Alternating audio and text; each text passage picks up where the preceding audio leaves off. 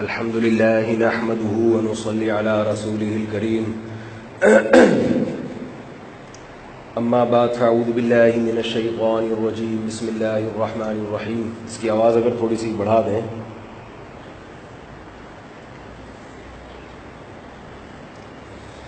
وما آتاكم الرسول فخذوه وما نهاكم عنه فانتهوا.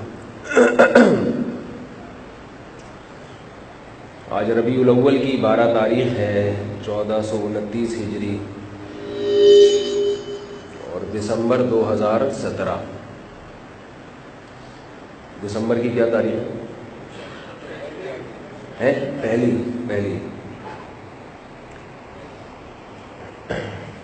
پچھلے جمعے میں نے بیان شروع کیا تھا اور اسے ایک بات کہی تھی کہ انسان کو جس سے محبت ہوتی ہے تو وہ یقیناً محبت کا اظہار کرتا ہے. محبت کے اظہار کے مختلف طریقے ہیں. آج وقت کم ہے اور بات بہت لمبی ہے. میں کوشش کروں گا اس طویل موضوع کو سمیٹنے کی. مختصر وقت میں زیادہ سے زیادہ جامع بات ہو. آپ لوگ دعا کریں کہ اللہ تعالیٰ وقت میں برکت دے دے. تو آپ کو جس سے محبت ہوتی ہے آپ اس سے محبت کا اظہار کرتے ہیں. اظہار کے مختلف طریقے ہیں. زبان سے کہتے ہیں بھئی ہمیں آپ سے محبت ہے. آپ ہدیہ دیتے ہیں اس کو. اور ایزی لوڈ کا بھی میں تذکرہ کرتا رہتا ہوں. 500 کا بیلنس ڈلوا دیتے ہیں. لیکن اس میں جو چیز دیکھی جاتی ہے وہ یہ دیکھی جاتی ہے کہ آپ کو جس سے محبت ہے تو محبت کا اظہار اس طریقے سے ہوگا جس طریقے سے آپ کا محبوب خوش ہو. سمجھ رہے ہیں بات؟ محبوب کی محبت میں آپ وہ کام کر رہے ہو جس سے محبوب خوش ہونے کے بجائے ناراض ہو رہا ہے تو یہ بے وقوفی اور حماقت کی دلیل ہوگی. جتنے بھی دنیا میں مسلمان بستے ہیں چاہے وہ شریعت کو مکمل فالو کرتے ہوں یا نہ کرتے ہوں، بہرحال کسی نہ کسی درجے میں ساری دنیا کے سارے مسلمان رسول اللہ صلی اللہ علیہ وسلم سے محبت کرتے ہیں. اور یہ محبت ایمان کا جزء ہے. اگر آپ صلی اللہ علیہ وسلم سے محبت نہ ہو تو مومن نہیں ہے انسان. لیکن اس محبت کے لیے آپ کو وہ کام کرنا پڑے گا جس کام کا رسول اللہ صلی اللہ علیہ وسلم نے آپ کو حکم دیا، جس کام کی آپ صلی اللہ علیہ وسلم نے ترغیب دی. بعض لوگ یہ کہتے ہیں کہ اگر نبی صلی اللہ علیہ وسلم نے کسی کام سے ہمیں منع نہیں کیا تو بھی ہم وہ کام کریں گے اور وہ عمل بدعت نہیں کہلائے گا. دیکھو اتنی بات تو ثابت ہے نا. نبی صلی اللہ علیہ وسلم نے فرمایا من احدث فی امرنا ھذا ما لیس منہ فہو رد وفی روایت فہو مردود. فرمایا جس نے ہمارے دین میں کوئی نئی بات ایجاد کی، کوئی بھی نئی بات. کس میں؟ دین میں. لوگ کہتے ہیں کہ بریانی کھانا بھی تو نبی سے ثابت نہیں ہے. وہ بھائی بریانی کھانے کا دین سے کوئی تعلق؟ بولو نا بھائی. دو چیزیں ہیں. ایک اس کا تعلق دین سے ہو، دین سے. تو دین میں جب کوئی نئی چیز ایجاد کریں گے آپ تو وہ عمل کیا کہلائے گا؟ بدعت. کیونکہ الیوم اکملت لکم دینکم واتممت علیکم نعمتی، یہ اللہ نے 1400 سال پہلے نازل کر دی کہ آج کے دن میں نے اپنے دین کو کمپلیٹ کر دیا. تو آپ صلی اللہ علیہ وسلم نے فرمایا جس نے دین میں کوئی نئی بات ایجاد کی فہو رد، وہ اس کی بات کیا ہے؟ مردود ہے، رد ہے، مسترد ہے. اس پہ کتنے ہی اچھے لیبل لگائیں اس کو فالو نہیں کیا جائے گا. چاہے عشق رسول کے نام پہ، چاہے حب رسول کے نام پہ، اس کو نہیں مانا جائے گا. اس میں دو رائے نہیں ہو سکتی. لیکن کچھ چیزوں کا تعلق ہوتا ہے انتظام سے. بعض لوگ یہ بھی کہتے ہیں کہ سہ روزہ تبلیغ کے چلہ دکھاؤ قرآن و حدیث سے، بھی تو ثابت نہیں ہے. اور سہ روزہ، چلہ، شب جمعہ، یہ بریانی کی طرح بھی نہیں ہے، بلکہ یہ تو دین سمجھ کے کیا جاتا ہے. یاد رکھو اس کا تعلق ہے انتظام سے. یقیناً سہ روزے کی جماعتیں، چلے کی جماعتیں دین سے ثابت نہیں ہے. تبلیغ تو ثابت ہے نا دین سے، اور تبلیغ کا کوئی خاص طریقہ نبی نے متعین نہیں کیا. یہ بالکل ایسے ہے جیسے کوئی یہ کہے کہ شلوار اور قمیص کا قرآن و سنت سے ثبوت دکھاؤ، تو ہم کیا کہیں گے کہ لباس کا پہننا تو ثابت ہے نا، اور اس کا کوئی خاص طریقہ شریعت نے نہیں بتایا. اس لیے نہیں بتایا کہ لباس ہر قوم کا دوسری قوم سے مختلف ہوتا ہے، اور ہر موسم کے لحاظ سے. بعض ٹھنڈے علاقے ہوتے ہیں، آپ صلی اللہ علیہ وسلم تو گرم علاقوں میں تھے، زیادہ تر لنگی باندھتے تھے. گرم علاقوں میں لنگی چل جاتی ہے. کینیڈا کی -40 سردی میں لنگی پہن کے گھوم سکتے ہو؟ ہے بھائی، آپ کہو کہ میں چونکہ نبی نے لنگی زیبتن فرمائی تھی تو میں بھی لنگی پہنوں گا کینیڈا میں اور سنت کو زندہ کروں گا. سنت تو زندہ ہوگی مگر فرض، جو زندہ رہنے کا فرض ہے وہ آپ سے چھوٹ جائے. کیا خیال ہے؟ اور لنگی پہنا کے آپ کو دفن کر دیا جائے گا.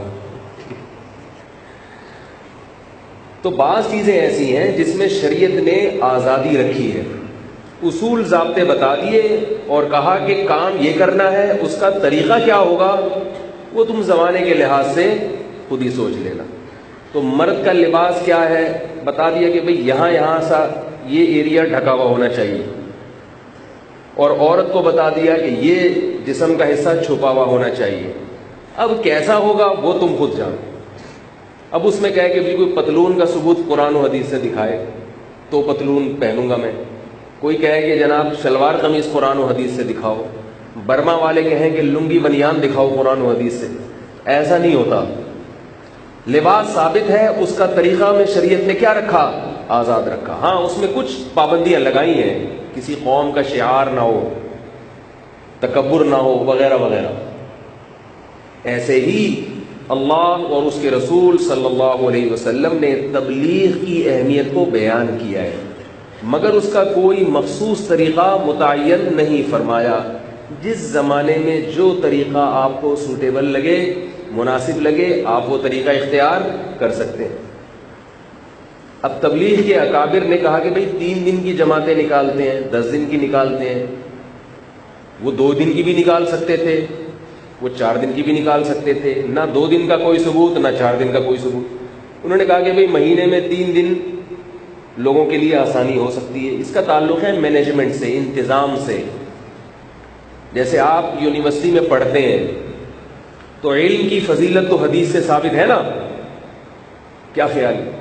لیکن اس علم کو لوگوں تک پہنچایا کیسے جائے گا؟ یونیورسٹی بنا کے پہنچایا جائے گا یا آپ گھر میں بٹھا کے پڑھانا شروع کر دیں؟ اس میں اختلاف رائے ہو سکتا ہے، کیونکہ شریعت نے اجازت دی. آپ نے یونیورسٹیاں بنا لی، مدرسے بنا لیے. پھر مدرسہ جب آپ نے بنایا تو مدرسے میں طالب علم کو کیا پڑھانا ہے، کون سا سبجیکٹ پڑھانا ہے، اس میں بھی شریعت نے آزاد رکھا. بھائی اپنے علاقے اور اپنے زمانے کے لحاظ سے دیکھ لو کہ اس کے لیے کون سا سبجیکٹ سوٹیبل رہے گا.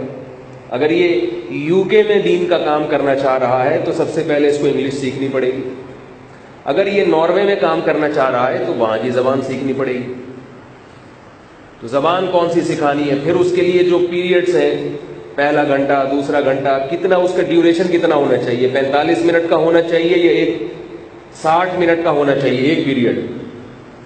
اب اگر مدرسوں میں 45 منٹ کا گھنٹہ ہے، ہمارے ہاں جامع جو ہے نا وہ 45 منٹ کا گھنٹہ ہوتا ہے، تو اس میں کوئی یہ کہے کہ قرآن و حدیث سے دکھاؤ کہ بخاری کا گھنٹہ 45 منٹ کا ہوگا اور ترمذی کا گھنٹہ 40 منٹ کا ہوگا، تو یہ جو ہے نا یہ اس کی علامت ہوگی کہ کچھ تھوڑی سی حساب کتاب سیٹنگ صحیح نہیں بیٹھ رہی. میں زیادہ وہ کوشش کر رہا ہوں اپنے آپ کو ذرا بریک لگا کے رکھو. تو یہ سیٹنگ آؤٹ ہونے کی دلیل ہوگی. بھائی وہ 45 منٹ کا بھی ہو سکتا ہے, وہ طے یہ ہوا تھا, مشورے سے طے یہ پایا تھا کہ بھائی 45 منٹ کے بعد طلبہ تھکنا شروع ہو جاتے ہیں, پھر ہم نے اتنی کتابیں ایک دن میں پڑھانی ہے, تو اگر 1 گھنٹے کا وہ یعنی 60 منٹ کا پیریڈ ہوگا تو وہ ٹائم زیادہ. یہ اسی طرح تبلیغ میں 3 دن کا, پھر چلے کا, پھر 9 دن کا, پھر 10 دن کا, یہ بیٹھ کے ان کے بزرگوں نے طے کیا ہے. اس میں تبدیلی بھی ہو سکتی ہے. یہ ایک طریقہ کوئی شب جمعہ اس لیے رکھا تھا کہ جمعے کی چھٹی ہوتی ہے, عام طور پر جمعے کے دن کیا ہوتی ہے, چھٹی ہوتی ہے. اب آپ کہہ سکتے ہیں بھائی اتوار کی چھٹی ہوتی ہے, اب تو تبلیغ والے غور کر کے اتوار کی رات کو کر سکتے ہیں, وہ نہیں کر رہے تو وہ سمجھتے ہوں گے بھائی وہ جمعے کی رات ہی زیادہ بہتر ہے. اس کا شریعت سے براہ راست تعلق نہیں ہے, اس کا تعلق ہے انتظام سے. شریعت کا تعلق ہے تبلیغ سے, اس میں شریعت نے آزاد رکھا ہے. اور ہر ایک کے لیے تبلیغ, اس کو وہاں سے ہدایت ملتی بھی نہیں. بعض لوگوں کو ڈاکٹر ذاکر نائک سے ہدایت ملتی ہے, ہر آدمی کو ہر جگہ سے ہدایت نہیں ملے گی. بعض لوگوں کو الفلاحیہ مسجد سے ہدایت ملتی ہے, مل جاتی ہے, کیا کریں. بعض لوگوں کو یہاں سے بات سمجھ میں آتی ہے, بعض کو کہیں سے آ رہی ہے. تو ہدایت کے مختلف راستے ہیں. آپ کو جہاں سے بعض لوگ کسی بزرگ سے تعلق قائم کرتے ہیں وہاں ان کو زیادہ بات سمجھ میں آتی ہے. لوگ مجھ سے پوچھتے ہیں تبلیغ میں نکلنا فرض ہے, واجب ہے, مستحب ہے, سنت ہے. میں کہتا ہوں جس کو تبلیغ میں نکلے بغیر فائدہ نہ ہو اس کے لیے تبلیغ میں نکلنا فرض ہے. تو مختلف جو ہے نا وہ یہ انتظام سے اس کا تعلق ہے. لیکن کسی چیز کا تعلق انتظام سے بھی نہ ہو اور اس کا تعلق دین سے ہو براہ راست, تو اس میں آپ اپنی طرف سے ایڈیشن نہیں کر سکتے. ایڈیٹنگ بھی نہیں کر سکتے, ایڈیشن بھی نہیں کر سکتے. جب ایڈیٹنگ نہیں کر سکتے تو ایڈ کہاں سے کر سکتے ہیں. نماز کا ایک مخصوص طریقہ ہے. ابھی ہم جمعے کی نماز پڑھیں گے, کتنی رکعتیں ہوں گی, 2 رکعتیں ہوں گی. اس میں ایڈیٹنگ کیا ہے. آپ امام صاحب سے کہیں امام صاحب آپ سورہ فاتحہ کے بجائے سورہ رحمان ہو جائے ڈائریکٹ, ہے بھائی, ایڈیٹنگ کر دیا آپ کہ اس میں جناب آپ سورہ رحمان پوری پڑھ لیں آج, پھر اس کے بعد قل ہو اللہ پڑھ کے رکوع کر لیں. یہ ہے ایڈیٹنگ, یہ بھی حرام ہے. اور ایڈ کر دینا اس میں کہ آج 2 کے بجائے 3 رکعتیں پڑھا دیں آپ امام صاحب, 2 کے بجائے 3 رکعتیں یا 4 رکعتیں پڑھا دیں. یہ آپ نماز میں 1 رکعت ایڈ کر رہے ہیں. اب اس پہ آپ یہ کہیں کہ بھائی عشق رسول کا تقاضا یہ ہے کہ نبی کی یاد میں 2 سجدے اور زیادہ کیے جائیں. ہم اللہ کو سجدہ کر رہے ہیں اور کس کے لیے کر رہے ہیں, نبی کی سنت میں, نبی کی پیروی میں. تو ہم یہ کہیں گے, بلکہ ساری دنیا یہ کہے گی, بلکہ وہ بھی یہی کہیں گے کہ بھائی نبی نے چونکہ یہ سجدہ نہیں کیا اضافی, نبی نے چونکہ 1 رکعت کا اضافہ نہیں کیا, لہذا اس میں بدعت حسنہ اور سیئہ کی بحث نہیں چلے گی. بدعت اچھی ہو بری ہو, بدعت بری ہی ہوتی ہے, کیونکہ جو بری ہے نا وہ تو بدعت نہیں, وہ تو ویسے ہی بری چیز ہے. بدعت تو ہوتی ہی بری ہے. صفا مروہ کی سعی میں کتنے چکر ہیں, 7. اگر کوئی 8 چکر لگا لے تو بیوقوفی والا کام ہوگا کہ نہیں ہوگا. تبھی گنتے ہیں لوگ, طواف میں تسبیح رکھتے ہیں کہ بھول نہ جائیں ہم, 7 چکر کے بعد 8واں نہیں ہونا چاہیے. لوگ گنتے ہیں کیونکہ نبی نے 8 چکر نہیں لگائے, 9 چکر بھی نہیں لگائے. 7 کا مطلب 7 ہے, نہ اس میں کمی ہوگی نہ اس میں اضافہ ہوگا. اب اگر کوئی کہے کہ میں تو بیت اللہ کا چکر ہی لگا رہا ہوں نا, مجھے اللہ کے گھر سے گھومنے سے, طواف کرنے سے روکتے ہو, نیکی سے روکتے ہو, تم اللہ کو نہیں مانتے, تم گستاخ اللہ ہو معاذ اللہ. ہم کہیں گے کہ ہم کہتے ہیں کہ بھئی اللہ کو اس طرح سے راضی کیا جائے جس طرح سے اللہ خوش ہوتا ہے. اپنی طرف سے اور پشتوں میں اخپل طریقے سے اگر خوش کرنے کی کوشش کرو گے تو پھر آپ کا اخپل نفس تو خوش ہوگا, اخپل خدا خوش نہیں ہوگا. تو یہ موٹی سی بات ہے جو علماء سمجھاتے ہیں مگر پبلک کی سمجھ میں نہیں آتی. اور افسوس کی بات ہے کہ یہ بات پولیس کے ذریعے بھی نہیں سمجھائی جا سکتی, کیونکہ پولیس خود منا رہی ہے. پولیس کیا کر رہی ہے؟ وہ اخفل طریقے سے منا رہی ہے. تو میں اب جلدی جلدی اس موضوع پر کچھ باتیں عرض کروں گا آپ کے سامنے، اللہ تعالیٰ وقت میں برکت دے. تو پہلی بات تو یہ سمجھ میں آ گئی کہ بدعت سے اپنے آپ کو بچاؤ. ہمارا دین 1400 سال پہلے کمپلیٹ ہو چکا ہے، مکمل ہو چکا ہے، اس میں نہ کچھ ایڈ کر سکتے ہیں نہ ایڈٹ کر سکتے ہیں. اور بعض لوگ تو پورا سافٹ ویئر ہی تبدیل کر رہے ہیں. انہوں نے تو جیسے وہ پروفیسر صاحب جن کا میں تذکرہ کرتا رہتا ہوں، ابھی وہ پروفیسر صاحب سے جان نہیں چھوٹی تھی، کوئی شیخ محمد کے نام سے، ان سے بھی بڑی فلم مارکیٹ میں آ گئی. اب مجھے وہ پروفیسر اچھے لگنے لگے ہیں یار، کم از کم اتنے آؤٹ تو نہیں تھے وہ. لوگ مجھ سے کہہ رہے ہیں حضرت اس کا جواب دیں، اس کا جواب دیں، وہ شیخ محمد صاحب کے کوئی کے لیے. میں کہتا ہوں بھائی ہم لوگ کیا کر رہے ہیں اللہ کے بندے، اس کا جواب دیں گے کوئی نئی چیز آئے گی. خیر میں انشاءاللہ جواب دوں گا اس کا. تو دین ہمارا مکمل ہو چکا ہے، اور یہ اللہ کا فضل ہے کہ جب بہترین دور تھا اسلام کا، اس وقت اس دین کو مدون بھی کر لیا گیا.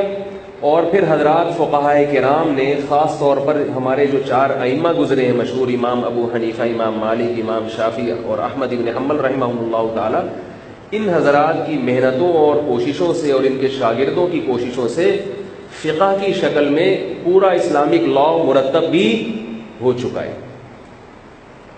جب ایک بات ہو چکی ہے، دین مکمل ہو چکا ہے، تو اب آپ نے نئی نئی چیزیں اگر لائیں گے تو نبی نے کیا فرمایا؟ فہوا رد، مسترد کر دو اس کا پیش کرنے والا کیسا ہی عاشق رسول کیوں نہ ہو، لیکن اس کو نہیں مانا جائے گا. تو اب میں اسی حوالے سے آپ سے بات اچھا میں ایک اور مثال دیتا ہوں. جیسے سعی میں 7 کے بجائے 8 چکر نہیں لگا سکتے. اب کوئی کہے کہ حدیث میں یہ دکھاؤ کہ 8واں چکر منع ہے، تو دکھا سکتے ہیں آپ؟ بھائی منع کا ذکر نہیں ملے گا. ایسے تو نہ 9واں منع ہے، نہ 10واں منع ہے، نہ 8واں طواف منع ہے. بس مطلب یہی ہے کہ جب 7 ہے تو 7 ہے، اپنی طرف سے کمی بیشی نہیں ہو سکتی. تو اسی طرح ایک بات یاد رکھیں کہ یہ جو آج جشن عید میلاد النبی منایا جا رہا ہے، اس میں بہت ساری بدعات ہیں. پہلی بات یہ کہ قوم میں یہ مشہور کر دیا گیا کہ 12 ربیع الاول نبی کی پیدائش کا دن ہے، جبکہ یہ کسی مستند حدیث سے ثابت نہیں. ایک چیز ہے ہی نہیں تو اس کی بنیاد ہی غلط ہو گئی. اب لوگ میرے پاس تحریریں بھیجتے ہیں، وہ فلاں نے اس پہ کتاب لکھی ہے 12 ربیع الاول پہ کہ وہ ثابت ہے. میں کہتا ہوں کوئی ایک حدیث دکھا دو نا، اتنی لمبی چوڑی کتابوں کی کیا ضرورت ہے؟ جب آپ کے پاس کوئی مستند دلیل نہیں ہوتی، کوئی ایک روایت نہیں ہوتی، تو آپ پھر ادھر ادھر کوئی ایک حدیث تو دکھا دو بھائی. لوگ یہ بھی کہتے ہیں مولوی لوگ اختلافی باتیں کرتے ہیں. مجھے بھی یہ بھی تانے ملیں گے، یہ لوگ کیا کرتے ہیں، اسی پہ لڑتے رہتے ہیں. ایک اصول یاد رکھو، محلے میں اگر کسی شخص سے لڑائی ہو رہی ہے، غفار بھائی اور کوئی غفار ستار بھائی بیٹھے ہو تو معذرت بھائی، یہ کامن نام ہے نا تو لوگ اس مثال کو سمجھتے ہیں. غفار بھائی کی لڑائی ہو رہی ہے ستار بھائی سے، غفار نے ستار کو مارا مکہ، ستار نے صبر کیا کہ مسلمان لڑتا ہوا اچھا نہیں لگتا. اس صبر کا ناجائز فائدہ اٹھا کے غفار نے ایک اور ٹکا دیا. ستار نے بولا کہ یار میں بھی لڑوں گا تو لوگ کیا کہیں، دونوں کی داڑیاں تھیں، دونوں کی ٹوپیاں تھیں، کہ لوگ کیا کہیں گے، مولوی لوگ لڑ رہے ہیں، یہ صبر سے بیٹھا رہا. غفار نے ناجائز فائدہ اٹھا کے ناک پہ بھی ٹکا دیا. اب ستار کو کچھ تو حق بنتا ہے نا دفاع کا، کیا خیال ہے؟ تو ستار بھائی نے بھی گریبان پکڑ کے ایک ٹکا دیا. اب جب ایک ٹکایا تو وہاں سے بھی اب لڑ رہے ہیں. پبلک کیا کہے گی، یہ دیکھو مولوی کیا کر رہے ہیں، لڑ رہے ہیں. اللہ کے بندو یہ دیکھو کہ لڑائی کی پہل کس نے کی تھی. ہو سکتا ہے ایک لڑ رہا ہو اور ایک لڑائی سے بچنے کے لیے اپنا دفاع کر رہا ہو، تو جو دفاع کرنے والا ہوتا ہے اس پہ ملامت بولو نا بھائی نہیں کی جاتی. تو لڑائی کی بنیاد ہم نے ہمارے اکابر نے نہیں رکھی ہے، اور ہم تو ویسے بھی لڑائی کے قائل نہیں ہیں، ہم لڑ تھوڑی رہے ہیں. تو کہتے ہیں زبان کی حد تک اپنے موقف کو لوگوں کے سامنے پیش کر دینا یہ تو علماء کا مذہبی فریضہ ہے یا نہیں ہے. لڑائی کی بات تو جب ہوتی ہے ہم کہتے ہیں کہ بھئی آپ معاذ اللہ. ایک ابھی مارکیٹ میں ایک بزرگ آئے ہیں، ہر ہفتے ان کا گالیوں کا نیا والیوم آ رہا ہے، ٹھیک ہے نا، نیا والیوم ریلیز ہو رہا ہے گالیوں کا. مجھے پاس لوگ بھیجتے رہتے ہیں واٹس ایپ پہ کلپ. میں تو ایک دو گالیاں سنتا ہوں, اس کے بعد کہتا ہوں بھائی میرے اندر مجھ میں اتنا تحمل نہیں. تو وہ نیا ہر 4 دن کے بعد گالیوں کا نیا والیوم, اور وہ گالیاں بھی قرآن و حدیث سے ثابت کر رہے ہیں. یہ کلپ میں نے یہ بھی سنا, معاذ اللہ انہوں نے کہا قرآن میں بھی گالیاں ہیں. ایسا نہیں ہے بھائی, قرآن میں فحش باتیں نہیں ہیں. اگر قرآن میں گالیاں ہوتی تو ہمارے نبی صلی اللہ علیہ وسلم کے اخلاق قرآن نہ ہوتے. حدیث میں آتا ہے ما کان النبی صلی اللہ علیہ وسلم فاحشا ولا متفحشا, نبی نہ تو فاحش تھے, یعنی خود سے بھی آپ صلی اللہ علیہ وسلم کی طبیعت میں بھی فحاشی نہیں تھی, اور بتکلف بھی فحاشی کا اظہار نہیں کرتے تھے. تو ٹھیک ہے کبھی انسان غصے میں آتا ہے, منہ سے گالی بھی نکل جاتی ہے, 100% نیٹ کلین دنیا میں کوئی نہیں ہوتا, لیکن اس گالی پہ کم از کم قرآن و سنت کا لیول نہ لگایا جائے, اور ہر ہفتے نیا والیوم نہ آئے. ٹھیک ہے, پرانی گالی ہوئی کو اگر ریپیٹ کیا جائے تو قوم برداشت کر لے گی, لیکن ہر بیان میں نئی گالی, یہ ذرا تھوڑا سا معاملہ خراب ہو جاتا ہے. تو میں یہ کہہ رہا تھا کہ لوگ یہ کہتے ہیں کہ مولوی لوگ ہر وقت اختلافی, وہ مولوی کچھ کہتا ہے, یہ مولوی کچھ کہتا ہے. تو بھائی اگر ہماری رائے میں کوئی شخص غلط بات کر رہا ہے تو اعتدال کے ساتھ اپنی رائے پیش کرنے کا تو ہمیں حق حاصل ہے نا, کہ بھائی ہمیں کتنے اچھے اچھے القاب استعمال کر رہا ہوں کہ ہمیں ان محترم کی بات سے ان دلائل کی بنیاد پر اختلاف ہے, اور ان محترم سے گزارش ہے اور ان کی جماعت سے گزارش ہے کہ ان دلائل کا مختصر جواب دے دیں, لمبی چوڑی تقریریں نہ کریں, جو دلائل پوائنٹ بتائے ہیں ان پوائنٹ کا جواب دیں. تو پہلا پوائنٹ اب میں یہاں سے شروع کرتا ہوں. پہلا پوائنٹ کیا ہے کہ بھئی کوئی ایک روایت بتا دو جو محدثین کے اصول پہ پوری اترتی ہو, جس میں یہ ہو کہ رسول اللہ صلی اللہ علیہ وسلم کی ولادت کب ہوئی تھی. بولے بھائی 12 تاریخ, کوئی بھی روایت نہیں. بعض حضرات یہ کہتے ہیں کہ یہ جمہور کا مذہب ہے, یہ بھی غلط ہے. محققین جمہور عوام کو اگر دیکھیں گے نا تو عوام تو اس کا کوئی اعتبار نہیں ہوتا. محقق علماء میں کس کا مذہب ہے, یہ ان میں کہاں جمہور کا مذہب ہے. تو اس میں بڑا اختلاف ہے کہ نبی صلی اللہ علیہ وسلم کی پیدائش کا دن کیا ہے, اور یہ اختلاف ہوا کیوں. عجیب بات ہے کہ نبی صلی اللہ علیہ وسلم کی سیرت کا ایک ایک پہلو بیان کیا گیا ہے. آپ کے 2 دانتوں کے درمیان میں خلا تھا, یہ بیان کیا صحابہ نے, صحیح سند سے ثابت ہے. آپ صلی اللہ علیہ وسلم کی زلفیں کیسی تھیں, آپ صلی اللہ علیہ وسلم کی کمر پیٹ مبارک کی کیفیت کیا تھی, آپ صلی اللہ علیہ وسلم کے بات کرنے کا انداز کیا تھا, آپ صلی اللہ علیہ وسلم کھجور کھانے کے بعد گٹلی کو کس طرح سے پھینکا کرتے تھے, آپ صلی اللہ علیہ وسلم نماز کے بعد جب مقتدیوں کی طرف رخ کر کے بیٹھتے تو کس طرح سے گھوم کے بیٹھتے تھے. اتنی چیزوں کو بیان کیا, تاریخی واقعات کو بیان کیا. غزوہ بدر کس سن میں ہوا, غزوہ احد کب ہوئی. مگر کمال کی بات ہے کہ اس پر کوئی روایت ہی نہیں ہے کہ نبی صلی اللہ علیہ وسلم کس تاریخ کو پیدا ہوئے. اسی طرح کس تاریخ کو آپ کی وفات ہوئی ہے, اس پر بھی کوئی مستند روایت موجود نہیں. چلو ولادت میں تو ہم یہ کہہ سکتے ہیں کہ اس وقت تو لوگوں کو نہیں پتا تھا کہ آپ صلی اللہ علیہ وسلم نبی ہیں, تو بعد میں ایمان لائے, تو وہ ہو سکتا ہے اوجھل ہو گئی ہو, اور کوئی ایسا سسٹم اس دور میں نہیں تھا کہ بھئی لوگ تاریخ ولادت محفوظ رکھتے ہو. تو تاریخ وفات تو محفوظ ہونی چاہیے تھی نا, کیونکہ اس سے بڑا صدمہ تو صحابہ کرام کو پہنچا نہیں. جس دن نبی صلی اللہ علیہ وسلم پر کی وفات ہوئی ہے, اس سے بڑا صدمہ صحابہ کرام کے لیے کوئی تھا نہیں.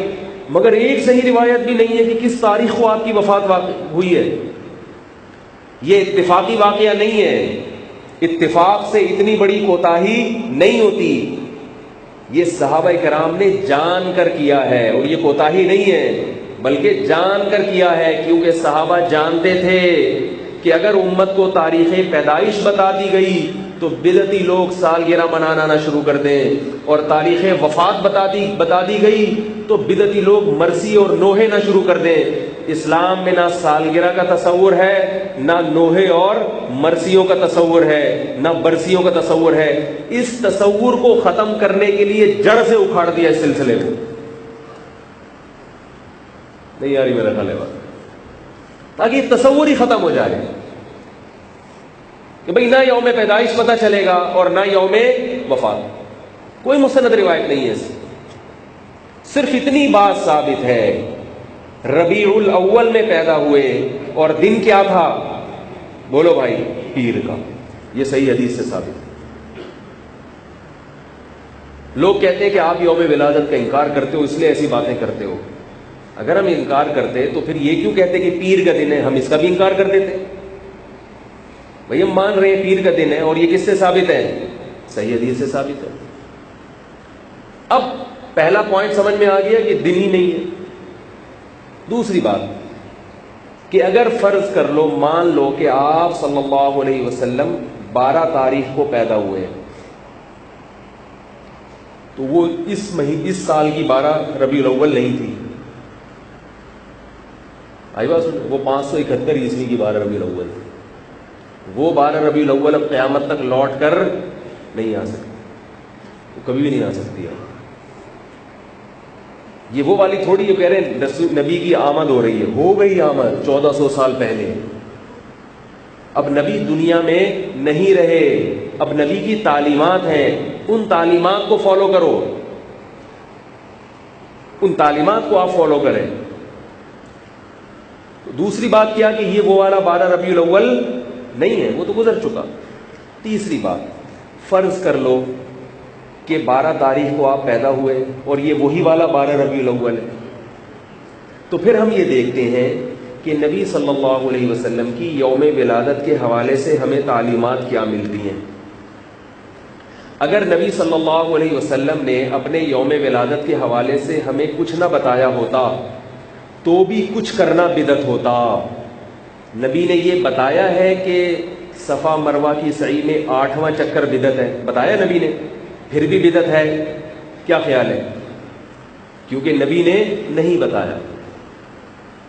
اسی طرح یاد رکھو، اگر ہمیں یوم ولادت کے حوالے سے کوئی تعلیمات نہ ہوتی تو ہم پھر بھی کچھ نہ کرتے اس دن، اس لیے کہ نبی نے کچھ کرنے کا ہمیں حکم نہیں دیا. اگر اس دن کی کوئی خاص فضیلت ہوتی، اس دن کچھ کرنے کے کام ہوتے تو اللہ کے نبی ضرور بتاتے. آپ صلی اللہ علیہ وسلم بتائے بغیر دنیا سے نہیں جاتے، کیونکہ اللہ نے قرآن میں فرمایا وَأَنزَلْنَا إِلَيْكَ الذِّكْرَ لِتُبَيِّنَ لِلنَّاسِ مَا نُزِّلَ إِلَيْهِمْ. اے نبی، ہم نے آپ پر اس کتاب کو اور اسلام کو کیوں نازل کیا ہے؟ تاکہ آپ لوگوں کے سامنے کھول کھول کے بیان کر دیں. وہ کچھ بھی نبی نے چھپایا نہیں ہے. یہ کتنے پوائنٹ ہو گئے؟ نمبر نوٹ کریں بھائی، کیونکہ مجھے پتا ہے جب یہ یوٹیوب پہ جائے گا نا تو گالیاں آئیں گی، لیکن ان پوائنٹوں میں سے کسی پوائنٹ کا جواب نہیں آئے گا. آپ یار نوٹ کر لینا. 3 پوائنٹ ہو گئے، پیسے دے دوں گا، کوئی مسئلہ نہیں ہے، نوٹ کر لیں گے. میں پھر پوائنٹ جو ہے نا وہ پھر قائم ہو جائے. کتنے پوائنٹ ہو گئے؟ 3.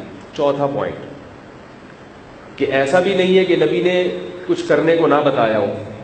اس کے حوالے سے ہمیں نبی صلی اللہ علیہ وسلم کی تعلیمات باقاعدہ ملتی ہیں، جو بالکل ان تعلیمات کے اپوزٹ ہیں جو آج کے دن لوگ کر رہے ہیں. اس کے بالکل اپوزٹ تعلیمات. وہ کیا ہے کہ آپ صلی اللہ علیہ وسلم پیر کے دن روزہ رکھا کرتے تھے، اور جب پوچھا گیا تو کیوں رکھتے ہیں، آپ نے فرمایا یہ میری ولادت کا دن ہے.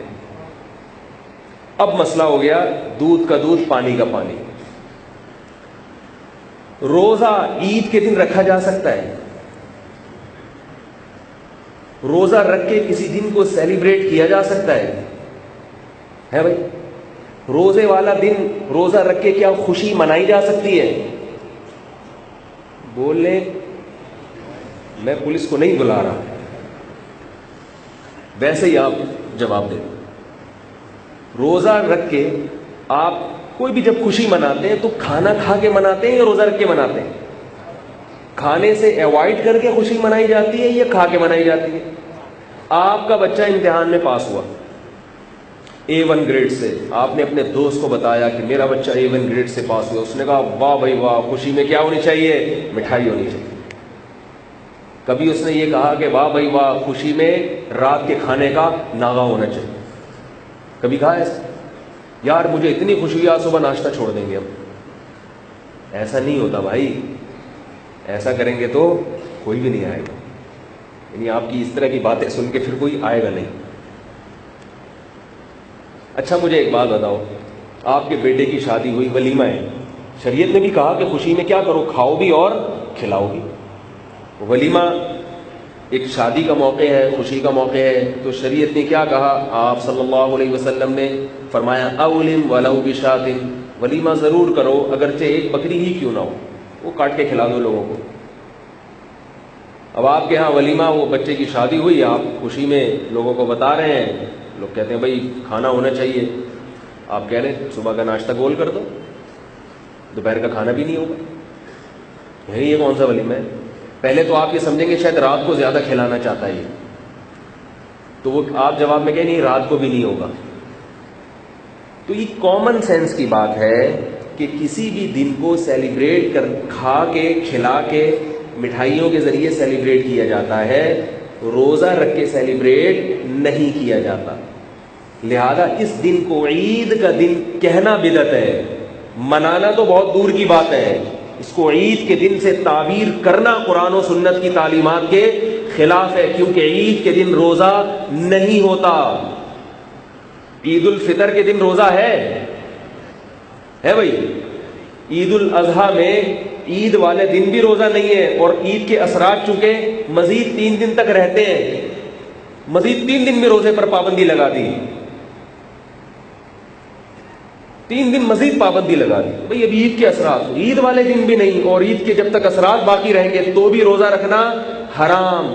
صحیح حدیث ہے، نبی نے پیر کے دن روزہ رکھا، اس طرز عمل میں آپ صلی اللہ علیہ وسلم نے بتا دیا کہ عید کے دن روزہ، میرا یوم ولادت کو نہ عید کہہ سکتے ہو، اور نہ اس کو سیلیبریٹ کر سکتے ہو، نہ اس پہ مبارکبادیں دے سکتے ہو جو مبارکبادیں عید کے موقع پہ دی جاتی ہیں، نہ اس پہ خوشیاں منا سکتے ہو۔ ہر وہ کام جو عید کے دن کیے جاتے ہیں وہ کام اس دن نہیں ہوں۔ عید کے دن بتیاں بھی لگائی جاتی ہیں، بعض علاقوں میں غبارے بھی آسمان پہ چھوڑے جاتے ہیں، ہر آدمی کا عید منانے کا اپنا اسٹائل ہوتا ہے، مٹھائی بھی کھائی جاتی ہے، سوئیاں بھی کھائی جاتی ہیں، ایک دوسرے کو گلے بھی ملے جاتے ہیں، اور یہ سب کچھ ہوتا ہے۔ تو آپ نے روزہ رکھ کے بتا دیا کہ اب یہ تصور اس دن کے لیے کیا ہو گیا ہے، ختم، نہ بریانی پکے گی نہ زردہ پکے گا، سمجھ رہے ہو؟ چوتھی بات، اچھا دیکھو، جمعے کا دن حدیث میں آتا ہے کہ جمعے کے دن کو روزے کے ساتھ خاص مت کرو، کیونکہ جمعے کو بھی چھوٹی عید کہا گیا ہے، اس میں بھی کچھ عید والے کام ہوتے ہیں، خطبہ ہوتا ہے، 2 رکعتیں ہوتی ہیں، اجتماعی سطح پہ مسلمان جمع ہوتے ہیں، ایسا ہی ہے نا، نہا دھو کے مسجد میں آتے ہیں، تو اس دن میں بھی عید کے دن کا تصور ہے۔ لہذا جمعے کے دن بھی روزے کے ساتھ خاص کرنے کو نبی صلی اللہ علیہ وسلم نے پسند نہیں کیا، کیونکہ یہ خالص عید نہیں ہے تو حرام نہیں ہے روزہ، لیکن مکروہ ہے۔ عید کا تصور ہے جمعے کے دن میں، اس لیے کیا ہے اس میں کراہت ہے۔ کتنے پوائنٹ ہو گئے؟ 4۔ 5واں پوائنٹ، سب سے پہلے دنیا میں جو قوم آئی ہے اہل کتاب میں، جس کا وجود ابھی تک باقی ہے، وہ ہیں یہودی۔ وہ کون سے ہیں بھائی؟ یہودی حضرت موسیٰ علیہ السلام کو مانتے تھے۔ یہودی کس دن کو مقدس سمجھتے تھے؟ بولو بھائی، ہفتے کے دن۔ اس کے بعد کون سی قوم آئی ہے؟ بولیں گے تو بات چلے گی آگے۔ عیسائی آئے، عیسائیوں کے لیے کون سا دن مقدس ہوا؟ اتوار۔ تو ہفتے کے بعد کون سا دن آتا ہے؟ اتوار۔ اس کے بعد کون سی قوم آئی ہے؟ مسلمان۔ تو کون سا دن ہونا چاہیے تھا؟ یار فون کریں 15 پہ بھائی، آواز تو نکلے۔ کون سا دن ہونا چاہیے تھا؟ پیر ہونا چاہیے تھا، لیکن کیا ہوا؟ ریورس ہو گیا۔ تو اصولی لحاظ سے پیر ہونا چاہیے تھا، اور چونکہ وہ یوم ولادت ہے تو ڈبل اس بات کا تقاضا کرتا ہے یہ کہ بھئی وہ تو پیر ہونا ہی چاہیے تھا، لازمی ہونا چاہیے تھا، کیونکہ ایک تو نمبر بھی پیر کا آ رہا تھا اور ہمارے نبی کا یوم ولادت بھی، اور وہ والا دن چونکہ اس میں عید کا تصور بھی ہوتا تو یہ تو نبی کی طرف سے مہر لگ جاتی کہ بھائی واقعی یہ دن کیا ہے آپ کے لیے، عید ہے۔ لیکن چونکہ اس میں عید کا تصور تھا اس لیے شریعت نے ریورس گیئر لگا دیا کہ نا نا نا نا نا نا نا نا، پیر کا دن نبی کا یوم ولادت ہے، اگرچہ تمہارا بنتا پیر کا دن ہے لیکن ہم 2 دن تمہیں پیچھے لے جائیں گے، اور کون سا دن بنا دیں گے؟ جمعے کا دن، تاکہ اس میں عید کا تصور جڑ سے ختم ہو جائے۔ پھر بھی اگر کوئی اس کو عید کہے گا تو وہ نبی کے عشق کے اور محبت کے نام پہ نبی اور اسلام کی تعلیمات کی مخالفت کر رہا ہے کہ نہیں کر رہا؟ یقیناً یہ نبی کی صلی اللہ علیہ وسلم اور اسلام کے مزاج اور اسلام کی تعلیمات کے خلاف ہے۔ میں یہ کہہ رہا ہوں اس کو عید کہنا خلاف ہے، عید منانا تو آگے وہ تو اور بڑی بدعت ہو گئی۔ پھر اس یہ کتنے پوائنٹ ہو گئے؟ 5 پوائنٹ۔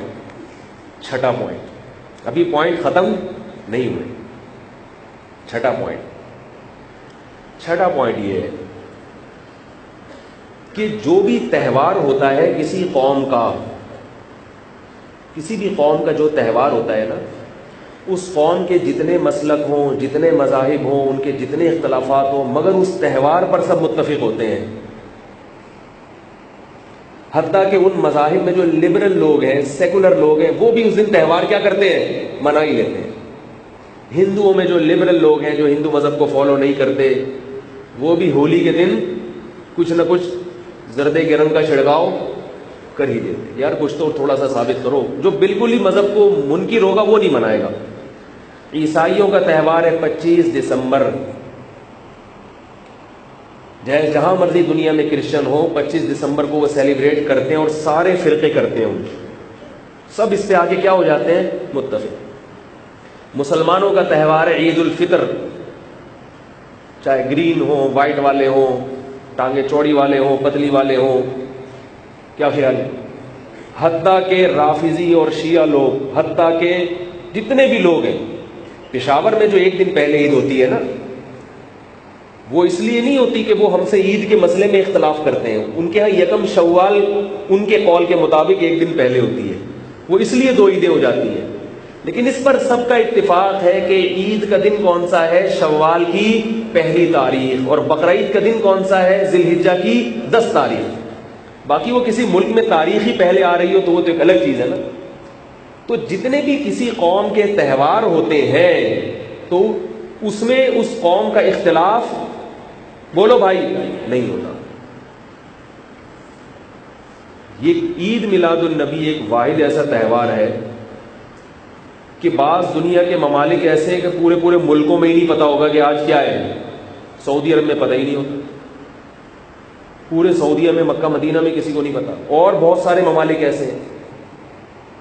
اور جن ملکوں میں یہ منایا جاتا ہے ان میں بھی، جیسے پاکستان میں منایا جاتا ہے، کھارا در میں ہے، ناظم آباد میں نہیں ہے۔ تو یہ اگر یہ تہوار ہوتا تو اس میں مسلمانوں کا اتنا بڑا اختلاف نہ ہوتا، کیونکہ تہواروں میں کسی قوم کا اختلاف نہیں ہوتا۔ پٹیل پاڑا میں ہے، ڈیفنس میں نہیں ہے، اور عجیب بات ہے پڑھے لکھے علاقوں میں نہیں ہے۔ جہاں پڑھے لکھے لوگ کم ہیں وہاں زیادہ ہے۔ تو یہ عید کبھی ایسے ہوتی ہے کہ پڑھے لکھے علاقوں میں زیادہ ہے، عید ہے، اور غیر پڑھے لکھے علاقوں میں ایسا کیسے ہو سکتا ہے بھائی؟ پھر ناظم آباد، پھر جن علاقوں میں ہے ان علاقوں میں ایک گلی میں ہوگا، دوسری گلی میں نہیں ہوگا، اور بعض دفعہ جس گلی میں بھی ہے تو اس گلی میں غفار بھائی کے ہاں منائی جا رہی ہے، پڑوس میں ستار بھائی کو پتہ بھی نہیں ہے۔ مجھے پتہ ہی نہیں تھا کہ آج 12 ربیع الاول ہے، مجھے کل لوگوں نے بتایا کہ کل جمعہ ہے تو کل 12 تاریخ، مجھے پتہ ہی۔ حالانکہ عید کے بارے میں ایسا کنفیوز نہیں ہوتا انسان۔ آپ کہہ سکتے ہیں کہ تمہیں نہیں پتا، تم عاشق رسول نہیں ہو، تو اور بھی تو لاکھوں کروڑوں لوگ ہیں جن کو پتہ ہی نہیں ہوتا، جبکہ عید کے بارے میں انسان کنفیوز نہیں ہوتا۔ تو اگر یہ تہوار ہوتا، عید کا دن ہوتا، اس میں تہوار والا عنصر ہوتا، تو اتنا بڑا اختلاف امت میں نہ ہوتا کہ مکہ مدینہ میں اور پورے سعودیہ میں نہیں منائی جا رہی، اور پاکستان میں منائی جا رہی ہے، بنگلہ دیش میں منائی جا رہی ہے، ہندوستان میں منائی جا رہی ہے، پھر ہندوستان کے میں یو پی میں نہیں منائی جا رہی، بمبئی میں منائی جا رہی ہے، اور یو پی میں جہاں منائی بھی جا رہی ہے، ایک گلی میں منائی جا رہی ہے، دوسری گلی والوں کو پتہ ہی نہیں ہے، ایک گھر میں جھنڈیاں لگی ہوئی ہیں، دوسرے کو علم ہی نہیں ہے. کتنے پوائنٹ ہو گئے؟ 6. تو یہ پوائنٹ خود اس کی علامت ہے کہ یہ تہوار نہیں. 7واں پوائنٹ کہ اسلام میں جو تہوار ہیں، جتنے بھی تہوار ہیں اسلام میں، وہ دن کی روشنی میں ہے. وہ کب ہیں؟ عید الفطر اور عید الاضحیٰ. یہ کب شروع ہوتے ہیں؟ بولو نا یار. صبح. عید کی نماز صبح ہے، نہا دھو کے آتے ہیں، مبارک باتیں صبح شروع ہوتی ہیں. رات کو لوگ ایڈوانس میں کر دیتے ہیں، لیکن جو عید اصل میں ہوتی ہے وہ کب ہوتی ہے؟ صبح ہوتی ہے. تو دن کی روشنی میں تہوار ہے. غیر مسلموں کے تہوار رات کو ہوتے ہیں عام طور پہ. کرسمس کس ٹائم منائی جاتی ہے؟ رات. اسلام نے تہوار دن میں رکھے، رات کو نہیں. کیوں؟ رات کو انسان کی طبیعت گناہوں کی طرف زیادہ مائل ہوتی ہے. رات کو طبیعت شراب کی طرف، کیونکہ جب خوشی کا موقع آتا ہے تو شیطان دل میں وسوسے ڈالتا ہے. تبھی آپ دیکھیں کرسمس کے موقع پہ شرابیں پی جاتی ہیں، اور بہت کچھ جو نہیں ہونا چاہیے، جو ان کے مذہب کے مطابق بھی غلط ہے، مگر وہ ہوتا ہے. رات ہے تو راتیں یا تو اللہ نے سونے کے لیے بنائی یا عبادت کے لیے بنائی، سیلیبریٹ کرنے کے لیے نہیں بنائی. لوگ کہتے ہیں شب برات تو رات کو ہے، تو شب برات کوئی منانے کی رات نہیں ہے، وہ تو عبادت ہے نا. باقی اس میں نہانا دھونا یہ تو اس کی تو کوئی ثبوت نہیں ہے قرآن و سنت سے. اس میں تو عبادت کی جا سکتی ہے تنہائی میں، چپکے سے اللہ کے سامنے. تو تہوار جتنے بھی ہیں اسلام میں وہ دن کی روشنی میں ہے، رات کے اندھیرے میں نہیں ہے. جبکہ عید میلاد النبی جو منایا جاتا ہے جوش و خروش سے، وہ رات کو زیادہ منایا جاتا ہے، دن میں بولو نا یار نہیں. کیونکہ بتیاں رات کو نظر آتی ہیں، دن میں بتیاں نظر نہیں آئیں گی. منا ہی نہیں سکتے دن میں آپ صحیح طریقے سے اس کو. تو یہ بات خود شریعت کے مزاج کے خلاف ہے. کیونکہ اگر آپ بتیاں تو ابھی دیکھو جب سجایا جائے گا نا، وہ کل رات سجا لیا یا آج رات سجایا جائے گا؟ کل ہو گیا. تو وہ جو بھی ہوتا ہے دھوم دھڑک کے وہ رات کو ہوتے ہیں. نبی کی یاد میں لہرانا اور جھومنا اور مختلف، کیا بولوں میں آپ کو، مختلف قسم کے والیوم آ رہے ہیں آج کل مارکیٹ میں. پورا ایک پروگرام ہوتا ہے جیسے کوئی ڈسکو کا چل رہا ہے پروگرام. موسیقی بھی ہے اس میں، اور تھرکنا بھی ہے، اور ناچنا بھی ہے. تو یہ جو رات کو زیادہ جوش و خروش ہو رہا ہے، یہ خود اس کی علامت ہے کہ یہ دال میں گڑبڑ ہے. کالا کالا بھی نہیں کہہ رہا میں، کتنا احتیاط سے مہذب الفاظ استعمال کر رہا ہوں. تو دن میں ہونا چاہیے نا سیلیبریٹ، تو دن میں، وہ رات کو زیادہ ہو رہا ہے. کیونکہ اور اس کی ریزن میں نے بتا دی کہ بتیاں کب نظر آتی ہیں؟ رات. اگر یہ تہوار ہوتا تو یقیناً دن میں ہوتا، اور اس میں بتیوں کی ویلیو نہ ہوتی. کیا خیال ہے؟ کیونکہ رات دن میں بتیاں نظر نہیں آتی، کیونکہ دن میں اللہ اتنی بڑی بتی جلا دیتے ہیں کہ اس کے ہوتے ہوئے باقی بتیاں مان پڑ جاتی.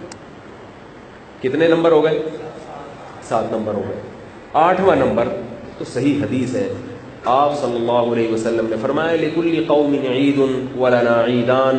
ہر قوم کے لیے ایک عید ہوتی ہے، اور ہماری کتنی عیدیں ہیں؟ 2 عیدیں ہیں. ہماری کتنی عیدیں ہیں؟ 2. تو یہ حدیث تو سب سے پہلے بیان کرنی چاہیے تھی، کیونکہ یہ تو بالکل واضح ہے. لیکن میں نے اس لیے سب سے آخر میں اس کو بیان کیا تاکہ لوگوں کو یہ پتہ چل جائے کہ اگر اس بارے میں صحیح حدیث نہ بھی ہوتی تو بھی وہ باقی جو 6 پوائنٹ میں نے بیان کیے ہیں وہ پوائنٹ خود اس کی علامت ہے کہ یہ عمل بدعت ہے. اس لیے بھائی آپ لوگوں سے گزارش ہے کہ 12 تاریخ کو کچھ بھی نہ کیا کریں. اس کی کوئی ویلیو نہیں ہے اس دن کی اسلام میں، کوئی حیثیت نہیں ہے.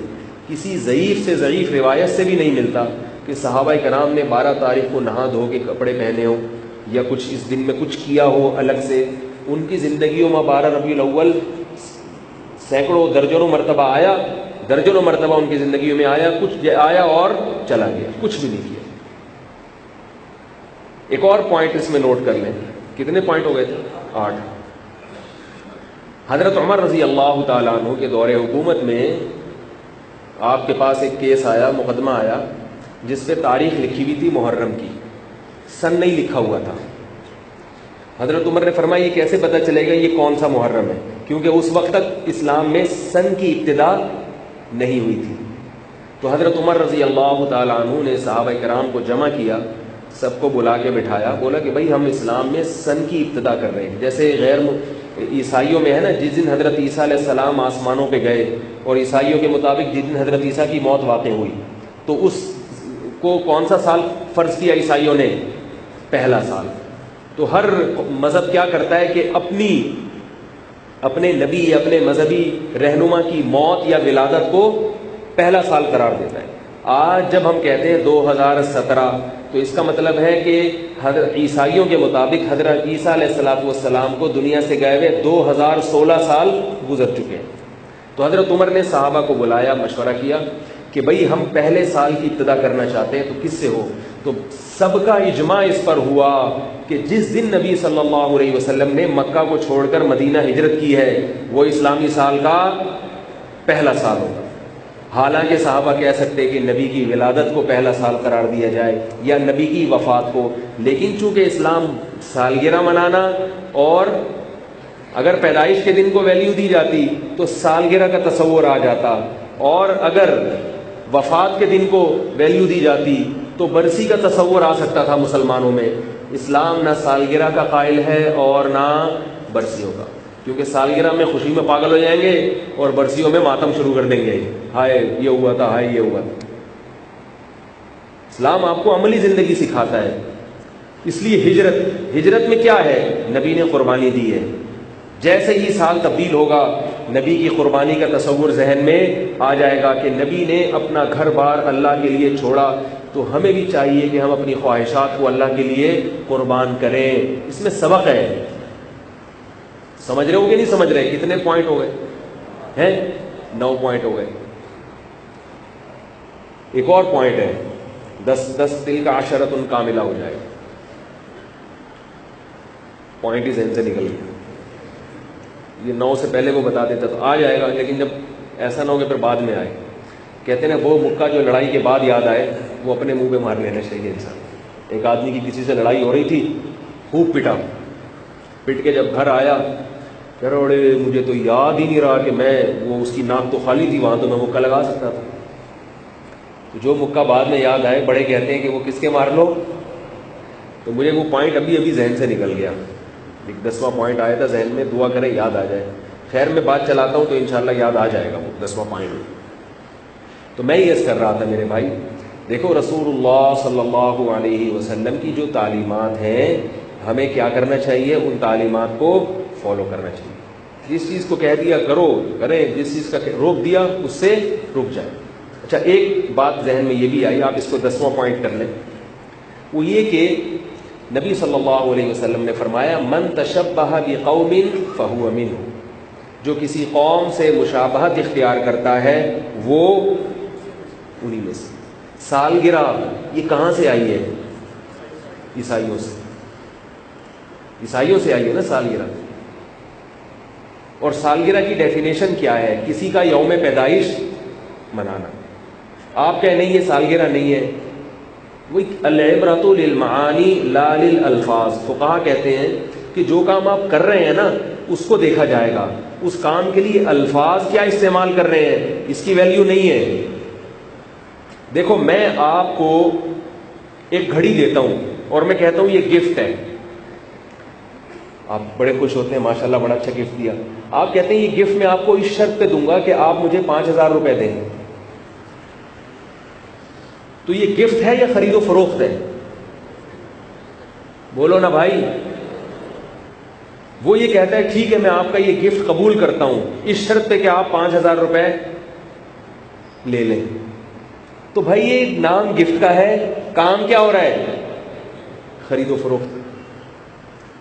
آپ کو ڈاکٹر نے کہا کہ آپ نے یخ ٹھنڈا پانی نہیں پینا ہے، گرم پانی پینا ہے، آپ کی طبیعت خراب ہے، آپ پانی ابال کے اور نیم گرم پیا کریں، یخ ٹھنڈا پانی فریج سے نکلا ہوا آپ کی صحت کے لیے نقصان دہ، آپ کو بخار ہے، نزلہ ہے، آپ نے یخ ٹھنڈا پانی فریج سے نکالا، بوتل اور اس پہ لکھا گرم پانی تیز ابلتا ہوا، اور آپ پی گئے. اب کوئی کہے کہ بھائی تو گرم پی رہا، کہہ رہے بھائی یہ گرم، یہ کوئی کہے کہ آپ ٹھنڈا کیوں پی رہے ہیں، آپ کہیں گے ٹھنڈا نہیں ہے، یہ کیا ہے، گرم ہے. دلیل کیا ہے بھائی؟ سب اس کو کیا کہہ رہے ہیں؟ گرم کہہ رہے ہیں، کیونکہ اس پہ لکھا ہوا کیا ہے؟ گرم. ایک آدمی نے چینی کی بوری پہ دکان میں جو لیبل لگایا ہوا تھا وہ لکھا ہوا تھا چاول، اندر کیا تھی؟ چینی. لوگوں نے پوچھا یہ کیا ڈرامہ ہے بھائی، چینی رکھی ہوئی اور اوپر باہر لکھا ہوا ہے چاول؟ تو کہہ رہے مکھیوں کو دھوکہ دینے کے لیے. تو مکھیاں بہت آتی ہے تو ان کو دھوکہ دینے کی. مکھیاں دھوکے میں آ جائیں گی، کہیں گی بھائی جو ہے، جو خوشبو سے پتہ چل جائے گا. تو کسی چیز پہ آپ لیبل کسی اور چیز کا لگا دیں، اس سے اس چیز کی ماہیت نہیں چینج ہوتی، بدلتی نہیں ہے. تو سالگرہ منانے کی ڈیفینیشن کیک کھانا نہیں ہے، کیونکہ بعض لوگ سالگرہ میں کیک نہیں کھاتے، کچھ اور کھا لیتے ہیں. یہ کہ آپ اس دن کو سیلیبریٹ کر رہے ہو، یہ ہے سالگرہ. کسی کے یوم پیدائش کو سیلیبریٹ کرنا، یہ عمل کیا کہلاتا ہے؟ سالگرہ منانا کہلاتا ہے، برتھ ڈے منانا کہلاتا ہے. تو جب یہ آپ کے اپنے بچوں کے لیے پر پابندی ہے، اور یہ سارے علماء منع کرتے آئے ہیں، گرین والوں کے علماء بھی منع کرتے ہیں، ان کی کتابوں میں بھی یہی لکھا ہوا ہے، وائٹ والوں کے علماء بھی، اور چوڑی والے اور پتلی والے سب علماء منع کرتے آئے ہیں کہ بھئی یہ جو ہے وہ سالگرہ منانا اسلام میں نہیں ہے. تو کمال کی بات ہے کہ آپ اپنے بچے کی سالگرہ مناؤ تو غلط ہے، اور محمد صلی اللہ علیہ وسلم کے دین کو فالو کر کے اپنے بچے کی سالگرہ منع اور اسی دین کو لانے والے کی سالگرہ جائز ہو گئی، بلکہ ثواب ہو گئی. تو یہ کیسی عجیب لاجک ہے یا نہیں ہے؟ گورا کہے گا کہ ہم اپنے بچوں کی سالگرہ مناتے ہیں، اس کو غلط کہتے ہو کیونکہ تمہارے مذہب نے روکا، اور جو تمہارے مذہب کو لانے والے دنیا میں خود انہی کی سالگرہ منا رہے ہو. کوئی کامن سینس کی بات ہے یہ؟ میرا خیال ہے شاید آپ لوگوں کے لیے. تو پھر بولے نا بھائی. تو یہ کتنے پوائنٹ ہو گئے؟ یہ گریوی چل رہی ہے. جو میں پوائنٹ ذہن میں سوچے تھے وہ تو کمپلیٹ ہو گئے، ایک رہ گیا، وہ اللہ کرے ذہن میں آ جائے. تو یہ گریوی چل رہی ہے، گریوی. تو میں بیٹھا رہا نا تو عصر تک پوائنٹ انشاءاللہ نکلتے رہیں گے، لیکن میں ابھی ان پوائنٹس کو جو ہے نا، میں کیونکہ کہتے ہیں نا عقل مند کے لیے اشارہ کافی ہے، تو جب اتنی تصریحات ہوں تو وہ تو بطریق اولا کافی ہے. باقی ربیع الاول کے مہینے میں ہمیں اگر اس مہینے سے محبت ہے تو مہینے سے محبت ہونا غلط نہیں ہے. کسی بھی چیز کی نسبت جب کسی بھی طرف ہوتی ہے تو محبت کے لیے اتنی بات کافی ہے. محبت ہونا تو اچھی بات ہے، اگر نبی کے مہینے سے محبت ہے کہ اس مہینے میں آپ صلی اللہ علیہ وسلم پیدا ہوئے، بہت اچھی بات ہے. لیکن اس میں کچھ الگ سے کوئی عمل نہیں. ہاں اس مہینے میں نبی کی سیرت کو کوئی بیان کرتا ہے تو سیرت بیان کرنے کا کوئی ٹائم شریعت میں متعین نہیں ہے. آپ اس مہینے میں بھی کر سکتے ہیں، کسی اور مہینے میں بھی کر سکتے ہیں. اگر اس مہینے میں آپ سمجھتے ہیں کہ بھئی نبی یہ ربیع الاول کا مہینے میں جب ہمارے ذہن میں تصور آتا ہے کہ نبی پیدا ہوئے تھے تو فوراً سیرت کی طرف ذہن چلا جاتا ہے، تو اس ذہن جانے کا فائدہ اٹھا کے ہم اس پر بیان کر دیں، اس میں کوئی حرج نہیں. اسی طرح سیرت النبی کا جلسہ کرانے میں بھی کوئی حرج نہیں ہے، کیونکہ نبی کی سیرت کو بیان کرنا بہرحال سنت ہے، یہ صحابہ کرام نے بھی کیا ہے، اور اس کا کوئی مخصوص طریقہ نہیں ہے. تو مسجد میں بھی ہو سکتا ہے اور جلسے میں بھی ہو سکتا ہے، مگر اس جلسے میں چند باتوں کا خیال کرنا ضروری ہے. نمبر 1، اہل محلہ کو تکلیف نہ ہو. لاؤڈ اسپیکر کھولنا، پوری رات پبلک کو پریشان کرنا. آپ صلی اللہ علیہ وسلم گھر میں جب تشریف لاتے تھے، امی عائشہ رضی اللہ تعالی عنہا فرماتی ہیں کہ اتنی آرام سے سلام کرتے تھے کہ اگر کوئی جاگ رہا ہے تو جواب دے دے اور سو رہا ہے تو اس کی آنکھ نہ کھلے. حالانکہ وہ نبی تھے، اور یہ نبی نے کیوں کیا؟ تاکہ ہم نبی کو فالو کریں، آرام کا خیال رکھیں. بعض جگہوں پہ کیا ہے کہ مسجد کے ساتھ گھر کی قیمتیں گری ہوئی ہیں، گھروں کی قیمت، کیونکہ اتنا لاؤڈ اسپیکر سے شور ہوتا ہے، اتنا شور ہوتا ہے کہ پبلک عذاب میں آ جاتی ہے. آپ کو معلوم ہے کہ میں جو اس وقت بیان کر رہا ہوں، باہر کا اسپیکر بند کیا ہوا ہے ہم نے. مجھے بہت لوگوں نے کہا کہ باہر کا اسپیکر کھول دیں، اور عوام کو اعتراض بھی نہیں ہے. اگر میں جمعے کے بیان میں باہر کا اسپیکر آن کر دوں، کسی کو اعتراض نہیں ہے، پھر بھی میں نے بند کیا ہوا ہے. اس لیے کہ ہر آدمی جس کو اعتراض ہوتا ہے وہ آپ کے سامنے اس اعتراض کا ذکر نہیں کرتا. تو جب آپ کی کوئی بات سننا نہیں چاہ رہا، آپ گھروں میں، کمبلوں میں، رضائیوں میں کیوں اپنی بات کو پہنچا رہے ہو؟ وہ لیٹرین میں بیٹھا ہوا ہے تو بھی اس کے کان میں آپ اپنی تقریر بتا رہے ہو، وہ سو رہا ہے تو بھی آپ اس کے کان میں. بھائی جس نے ہم کو سننا ہے مسجد میں آ جائے، نہیں سننا تو نہ آئے. پولیس تھوڑی ہے کہ ڈنڈے لے کے لوگوں کو اپنی بات سنائیں گے. پولیس کا حوالہ ہم دیتے ہیں مگر ہم خود پولیس میں نہیں ہیں. تو یہ مذہبی آزادی کا مطلب نہیں ہوتا کہ آپ اپنی بات زبردستی لوگوں کے کان میں ٹھونسنا شروع کر دیں. اور نعت کا یہ مطلب نہیں ہوتا کہ جو گھر میں آرام کر رہا ہے آپ اس کو بھی نبی صلی اللہ علیہ وسلم کی نعت لازمی سنائیں. بھائی آپ ایک چار دیواری تک اس کو محدود کریں، جس نے سننی ہے وہ ضرور آئے گا، کوئی مصروف ہے نہیں سن سکتا یا نہیں آنا چاہتا وہ نہیں آئے گا. باقی ہم نعت کے خلاف نہیں ہیں. رسول اللہ صلی اللہ علیہ وسلم کی تعریف میں نعتیہ کلام کہنا یہ تو صحابہ کی سنت ہے. لیکن اس میں بھی ایک چیز ہے کہ نعت نعت ہونی چاہیے، گانا نہیں ہونا چاہیے. نعت میں موسیقی اور اس کی سریں اور بالکل وہ گانا بنا دینا، یہ تو نعت کی توہین ہے. دوسرا، نعت کے الفاظ شرکیہ نہیں ہونے چاہیے. پتہ ہی نہ چلے کہ آپ اللہ کی حمد بیان کر رہے ہو یا نبی کی نعت بیان کر رہے ہو. یہ فرق ہونا چاہیے. نبی کی وہ تعریف کریں جس تعریف کی نبی نے اجازت دی ہے. نبی کی تعریف میں غلو کرنا یہ بھی حرام ہے.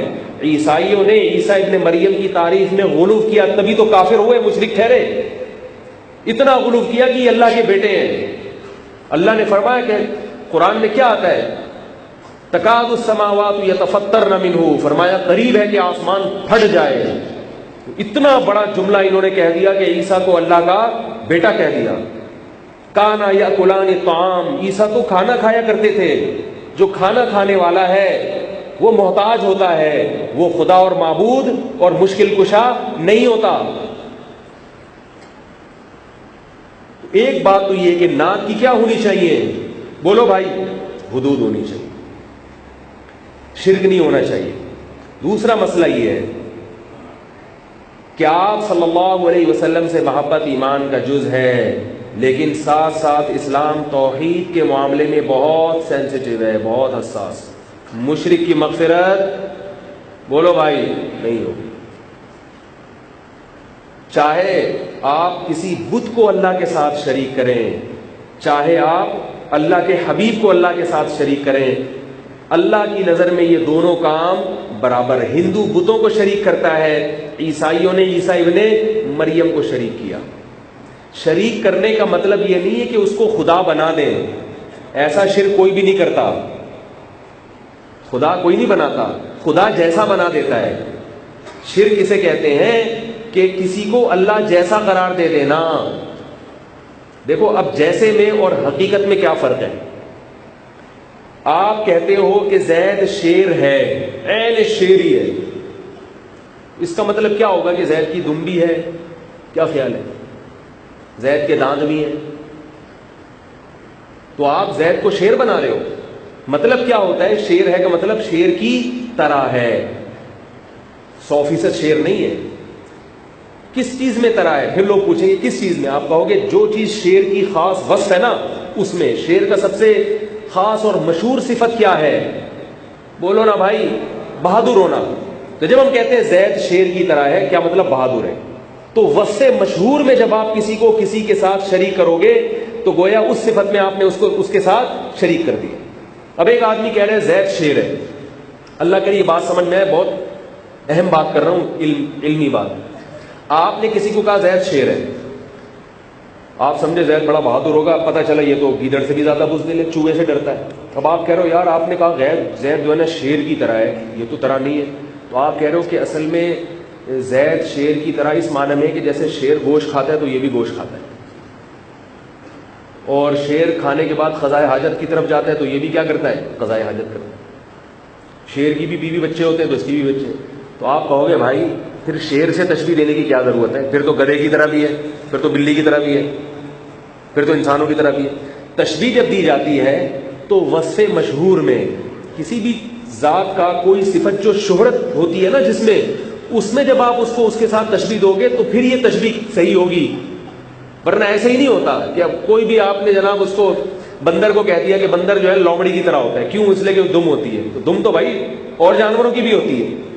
چالاکی میں آپ تشبیہ دو گے تو یہ لومڑی کی تشبیہ کہلائے گی. تو اسی طرح قرآن جو کہتا ہے کہ اللہ کے ساتھ کسی کو شریک مت کرو، تو اس کا یہ مطلب نہیں کسی کو اللہ نہ سمجھو، اللہ تو اللہ ہی ہے، سب کو پتہ ہے وہ الگ ہے۔ مطلب یہ ہے کہ اللہ کا جو وصف مشہور ہے اس میں کسی کو اس کے ساتھ شریک مت کرو۔ اور اللہ کی سب سے مشہور صفت کیا ہے؟ وہ کسی کا محتاج نہیں ہے اور سب اس کے محتاج ہیں۔ وہ مشکل کشا ہے اور کوئی بھی اس کے علاوہ مشکل کشا نہیں ہے۔ وہ حاجتیں پوری کرتا ہے، اس کے علاوہ کوئی حاجت پوری نہیں کرتا۔ معبود اسے کہتے ہیں کہ جس سے مانگا جاتا ہے اور معبود کے علاوہ کسی اور سے مانگا نہیں جاتا۔ اب اگر آپ یا اللہ مدد کے ساتھ یا رسول اللہ مدد بھی کہنا شروع کر دو اور یہ کہو کہ اللہ بھی مشکل کشا اور نبی بھی مشکل کشا، مولا علی بھی مشکل کشا، تو آپ نے اللہ کے ساتھ غیر کو شریک کر دیا ہے۔ وہ ہمیں کہتے ہیں کہ نہیں ہم نے تو شریک نہیں کیا، ہم تو مانتے ہیں اللہ الگ ہے نبی الگ ہے۔ تو بھائی ایسا تو وہ تو سب ساری دنیا کو پتہ ہے کہ اللہ الگ ہے نبی الگ ہے۔ وصف مشہور میں شرکت، تبھی قرآن کہتا ہے ایاک نعبد و ایاک نستعین، اے اللہ ہم صرف تیری ہی عبادت کرتے ہیں اور صرف تجھ ہی سے مدد طلب کرتے ہیں۔ اس پر بعض لوگ اشکال کرتے ہیں کہ پولیس سے بھی تو مدد طلب کی جاتی ہے، میں بار بار بیان کرتا ہوں پولیس بلواؤں، تو عجیب بات ہے، پولیس سے مدد طلب کرنا جائز ہو گیا اور نبی سے مدد کرو تو شرک بن گیا، واہ بھائی واہ۔ تو یاد رکھو مدد کی دو قسمیں ہیں، ایک مدد اسباب کے تحت ہوتی ہے اور ایک مدد اسباب سے ہٹ کے ہوتی ہے۔ پولیس سے جب مدد طلب کی جاتی ہے تو اس کا مطلب یہ ہے کہ پولیس آئے گی موبائل میں بیٹھ کے، کیسے آئے گی؟ موبائل میں بیٹھ کے آئے گی اور چور کو پکڑے گی۔ چور اگر بھاگ گیا پولیس پکڑ سکتی ہے؟ محدود قوتیں اور وہ بھی اسباب کے تحت۔ جیسے میں آپ سے کہتا ہوں مجھے پانی چاہیے، آپ جاؤ گے گلاس میں پانی ڈال کے لے آؤ کیونکہ پانی سب جگہ موجود ہے، لیکن میں صحرا میں ہوں، نہ زمین میں پانی، نہ آسمان میں بادل، نہ کوئی کولر، وہاں میں آپ سے پانی مانگوں گا تو آپ یا تو کہو گے بھائی تمہارا دماغ خراب ہو گیا، میں یہاں سے پانی کہاں سے لاؤں، یا میں آپ کو یہ سمجھ کے مانگوں گا کہ آپ پانی پہنچانے میں اسباب کے محتاج نہیں ہیں، آپ بغیر لاجک کے کام کرتے ہیں۔ تو بغیر لاجک کے کام صرف کون کرتا ہے؟ اللہ۔ تو صحرا میں پانی صرف اللہ سے مانگا جائے گا، مخلوق سے اور نبی سے نہیں مانگا جائے گا، اور جہاں پانی موجود ہو وہاں مخلوق سے بھی مانگا جا سکتا ہے۔ تو اسباب سے ہٹ کر جو طاقتیں ہیں، ما وراء العقول جو طاقتیں ہیں، وہ کس کے پاس ہے؟ اولاد ڈاکٹر سے بھی مانگی جاتی ہے مگر وہ علاج کے ذریعے، دواؤں کے ذریعے، اور جب علاج فیل ہو جائے تو پھر اولاد دینے کی طاقت کس میں ہے؟ زکریا علیہ السلام ساری زندگی اولاد مانگتے رہے، اولاد کی کوشش کرتے رہے، نہیں ملی، جب بوڑھے ہو گئے اور اولاد کی کوئی سائنٹیفک لاجک رہی نہیں تو پھر کس سے مانگا؟ اللہ سے، اور اللہ نے دے دی۔ پھر زکریا علیہ السلام نے کہا کیسے ہوگی، میں تو بوڑھا ہو گیا، میری بیوی بھی بوڑھی اور بانجھ بھی، تو اللہ نے فرمایا کہ اے زکریا میں نے تجھے پانی کے قطرے سے انسان بنا دیا، جبکہ تو کچھ تھا، تو میں میاں بیوی کے ملاپ سے بچہ نہیں پیدا کر سکتا کیا؟ تو اسباب سے ہٹ کر طاقتیں کس کے پاس ہیں؟ اللہ کے پاس۔ جب آپ چاروں طرف سے طوفان میں گھرے ہوئے ہوں تو مدد کون کر سکتا ہے؟ اللہ، اور جبکہ ظاہری اسباب سارے ختم ہو چکے ہوں، میاں بیوی علاج کرا کے تھک گئے، ڈاکٹروں نے کہا آپ کے علاج نہیں ہو سکتا، اب اولاد کون دے سکتا ہے؟ اللہ دے سکتا ہے، کوئی بابا نہیں دے سکتا، کوئی نبی نہیں دے سکتا، کوئی فرشتہ نہیں دے سکتا۔ اس پہ بھی لوگ اشکال کرتے ہیں کہ فرشتے نے تو دی ہے اولاد۔ حضرت مریم کے پاس فرشتہ آیا تھا اور جبریل آئے تھے، انہوں نے کہا تھا لِأَهَبَ لَكِ غُلَامًا زَكِيًّا، اے مریم میں تجھے اللہ کی طرف سے بیٹا دینا چاہتا ہوں۔ تو دیکھو حضرت جبریل دے رہے ہیں۔ یاد رکھو یہ نسبت مجازی ہے، اولاد کون دے رہا ہے؟ اللہ، جبریل اس کا ذریعہ بن رہے ہیں، ورنہ جبریل کسی کو اولاد نہیں دے سکتے، اللہ نے دی ہے، جبریل ذریعہ بنے، تو ذریعے کی طرف بھی نسبت کر دی جاتی ہے بعض دفعہ، اس کو نسبت مجازی کہتے ہیں۔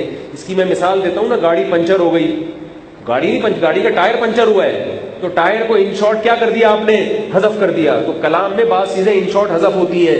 اس کی مثال ہے قرآن میں آتا ہے کہ حلال و حرام کرنے کا اختیار صرف کس کو ہے؟ اللہ کو، نبی کو اختیار نہیں ہے۔ تبھی قرآن میں آتا ہے لِمَ تُحَرِّمُ مَا أَحَلَّ اللَّهُ، نبی آپ اپنے اوپر اس چیز کو کیوں حرام کرتے ہیں جو اللہ نے حلال کر دی؟ اللہ نے نبی کو تنبیہ کی کہ آپ حرام نہیں کر سکتے، حلال و حرام کرنے کا اختیار کس کو ہے؟ اللہ کو. لیکن قرآن میں دوسری جگہ آتا ہے وَلِأُحِلَّ لَكُم مَّا حُرِّمَ عَلَيْكُمْ. نبی کہہ رہے ہیں میں اس لیے دنیا میں آیا کہ بعض چیزیں تم پر حرام تھی، میں ان کو حلال کرنے آیا ہوں. ایک طرف قرآن کہہ رہے ہیں نبی حلال نہیں کر سکتے، ایک طرف کہہ رہے ہیں نبی کہہ رہے ہیں میں آیا ہوں. کیا مطلب؟ کرے گا کون؟ اللہ. زبان میری استعمال ہوگی، اس لیے میں مجازن اس کی نسبت اپنی طرف کر رہا ہوں. کہتے ہیں نا بن الامیر، حکومت نے یہ بلڈنگ بنائی ہے، بنائی تو مزدوروں نے ہوتی ہے، مجازن کس کی طرف نسبت کی جاتی ہے؟ حکومت کی طرف. تو یہ نسبت مجازی ہے، حقیقی نہیں ہے. ایک آخری سوال کا جواب دے کے پھر میں بات ختم کرتا ہوں، وقت بلکہ کافی زیادہ ہو گیا ہے. تو آپ ایسا کریں، ابھی نماز ہم کھڑی کرتے ہیں، خطبے کی نماز کے بعد میں آپ سے 5 منٹ لوں گا. جو حضرات جانا چاہیں وہ جا سکتے ہیں، کیونکہ گن پوائنٹ پہ بٹھانا، ابھی اگر آپ لوگ بیٹھے ہوئے ہیں نا، یہ گن پوائنٹ پہ بیٹھے ہوئے ہیں کیونکہ نماز پڑھنی ہے سب نے، بعضوں کو جانا بھی ہوتا ہے. تو یہ 2-3 پوائنٹ ہم کیا کریں گے بھائی، آپ ریکارڈ بھی کر لیں اس کو. تو نماز ختم ہونے کے بعد میں یہاں بیٹھوں گا، جنہوں نے اپنی مرضی سے بیٹھنا ہے بیٹھیں، اور جو جانا چاہیں تو وہ اخفل طریقے سے دعا مانگ کے جا سکتے ہیں. ٹھیک ہے نا؟ تو جا سکتے ہیں. ابھی ہم نماز کھڑی کرتے ہیں، وقت کافی زیادہ ہو گیا ہے.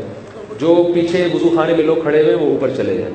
سبحانک اللہم و بحمدک، اشہد ان لا الہ الا انت